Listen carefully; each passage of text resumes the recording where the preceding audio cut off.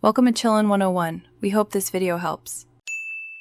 You start by making sure your Samsung phone meets requirements and you have a screen lock and Samsung account set up. Once ready, open Settings and go straight to Biometrics and Security. This is where Secure Folder lives.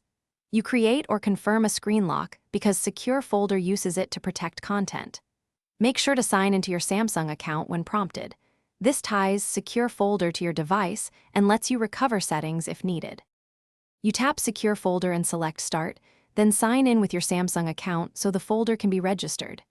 Next, choose a lock type, PIN, pattern, password, or biometrics, because this determines how you'll access the folder quickly and securely.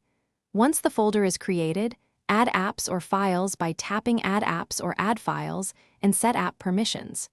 These steps isolate data from your main profile. That separation is why sensitive items remain private, even if the phone is unlocked otherwise.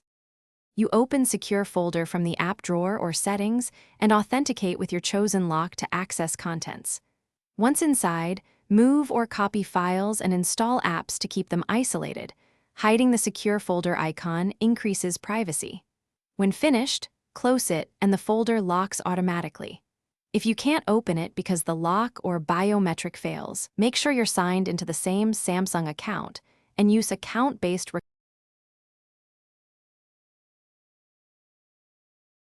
Thanks for watching. Consider subscribing if we helped you.